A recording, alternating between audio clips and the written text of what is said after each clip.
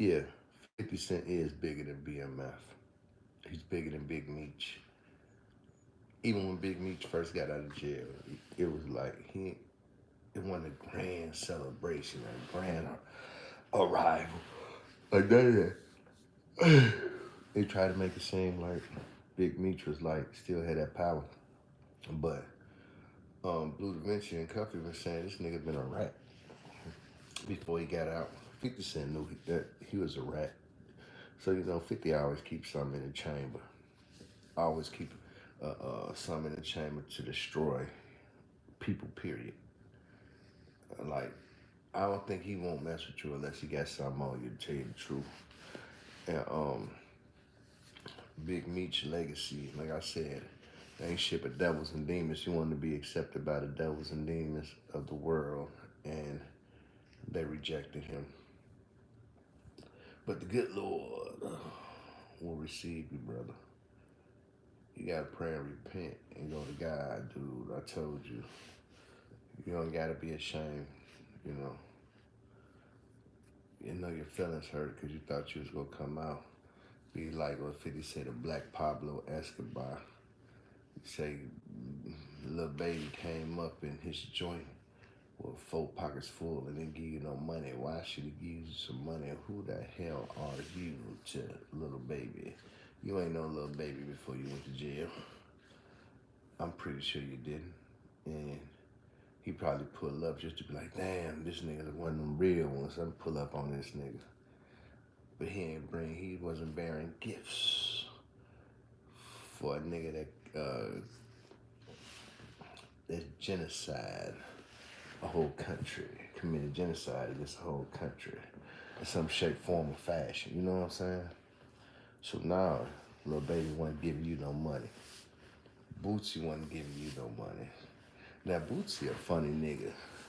He go say, when he got out there, because he flew and then his people drove and he had to get Airbnb, not Airbnb, hotel rooms, and I think Airbnb, not to be for show, but he said he had to make his money back.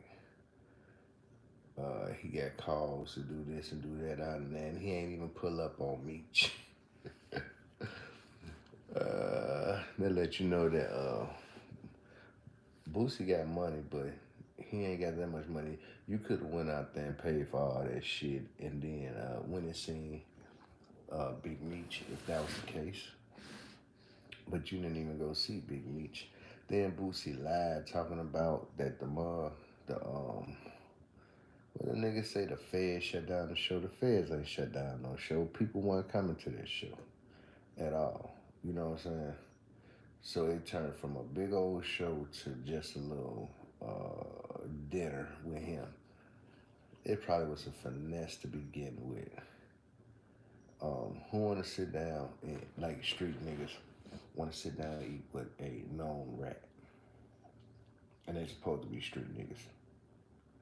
Rollo snapped on them niggas. Like, I was gonna lay on you niggas.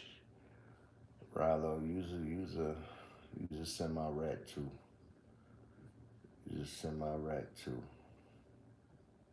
But ain't nobody get locked up for Rollo. Rollo, you know, he went in that line. It's a lot of niggas who got caught and went and lied to the police trying to get out of jail and still ain't get out the jam. So, but when it come to 50, 50 come through Miami, and they say he got 3 dates there, 3 nights there in Miami. And like I say, he bigger than BMF, because back in the day, BMF would come to your show or whatever and be a whole lot of niggas in there with BMF shirts on and this and that. See, that's only before niggas go to jail. Now, I'm gonna show you the dumb shit niggas do before jail and the shit they do after jail. So, before jail, even with the Cameron situation when BMF, and they was into it with Jim Jones. They all in the crowd, black t-shirts, BMF, and this and that and this and that, letting niggas know, we go fuck you up. We on your ass. Then they chased Jim Jones after the show. That's before jail. After jail, niggas get sense. Niggas ain't out there in no 50 Cent concert with no BMF shirts on, trying to act like they want to get down for the crown. You know what I'm saying? Because their leader is Master Splinter. And these Ninja Turtles don't want no smoke at all. They not the BMF of old. Big Meech don't have no money. A lot of niggas, me being a street nigga, I know how niggas with money, because I had money, how niggas with money, you got a gang of flunkies around you, a gang of yes men and a gang of sent off artists. That's what I call these goofies. Sent off artists. They'll do anything to try to prove their loyalty to you, including go hurt somebody, shoot somebody, kill somebody, kidnap somebody, sell drugs or anything. They'll do all of that until shit hit the fan. But when the shit hit the fan, everybody want to tell, everybody want to trick, everybody want to do this and do that. They don't want to stick together no more. No, they don't want to stick together no more. They can care less about sticking together once shit hit the fans. Then these niggas so goofy, they throw all their money in the club and spend it on that chubale, what you call coochie. They spend their money on all this coochie, and then they get locked up and can't get a lawyer, can't bond out of jail. They can't do nothing, but they most definitely had the money to bond out of jail, to get a lawyer, except they want to buy coochie. And it seemed like coochie and being drunk and being high and buying clothes all the time, you know what I'm saying, buying cars and jewelry is more important than their freedom. When I started hustling, my good friend Demetrius Kennedy. See, I got in the game off a nigga named Michi too, but Michi wasn't no snitch. Like Michi Flannery, Demetrius Kennedy. He wasn't no snitch, and he told me, he said, man, save your money, because when you get locked up, you got to bond out, and you got to get you a lawyer. These are things that I was taught as me being a 12-year-old little boy in the streets hustling. He said, save your money, because one day you got to bond out, and you got to pay your lawyer. And that's just what it was. From 12 years old, I had my first car when I was 13, driving in 8th grade in my first car. You know what I'm saying? My mama took my car, keys and shit, you know what I'm saying? So, this real deal Holyfield nephew, Jack. I can't play with it. You know what I mean? But, the BMF is not the BMF of old. Perfect example. I was down in Atlanta, right?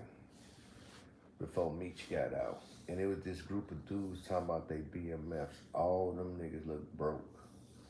I'm talking about broke. Like they all had fake jewelry on, like fake as fuck jewelry. And when Lil Meech came to the little BMF thing that they was having, they didn't even, Meech didn't acknowledge none of them niggas. Straight up. What up, Travis Scott? Lil Meech didn't acknowledge none of them niggas, right? And then only did he not acknowledge none of them niggas, Lil Meech was walking around that motherfucker like a sedity woman, like a sedity bitch, like a dingy bitch, like a you guys are beneath me, looking like that. Man, nothing chilling, Travis. Man, we talking about this BMS stuff. Yeah, in Atlanta. Meech wouldn't even pay these niggas no attention. He was doing walkthroughs, and it'd be the whole supposedly BMF. Well, I call them the fake ass BMF, because all them niggas was broke. Straight up, they gonna tell me, hey man, we wear all black. Nigga, I'm not BMF, nigga. I'm the cameraman. So yeah, this shit didn't make no sense to me. And then I seen a real BMF member out there. And lo and behold, he was in a sky blue two-door. It was a Bentley or Rolls Royce. I'm talking about jewelry all the way up, everything. You could tell everything. What up, what up, what up? It's your Shank. You could tell everything on him was real, man. Real. It costs a whole lot of money. And then I get around the fake BMF members and them niggas with them black tees, with them tiny little bitty itty bitty Benzes and shit. And they ain't look like the BMF that I heard about being in Chicago. How the BMF had the money and all that. I had more money than them niggas. So it was kind of odd, you know what I'm saying, to see niggas claiming BMF and Lil Meech didn't even fuck with them niggas. I think them was like the bottom of the totem poles. Probably the niggas that was selling bags for BMF down in Atlanta. I'll just keep it real. BMF that fell off like bad motherfucking dope. Now, when you come to a real mob or a real family or function, if you look at Larry Hoover got took down in the 70s. And the people under Larry Hoover became millionaires while Larry Hoover was in jail.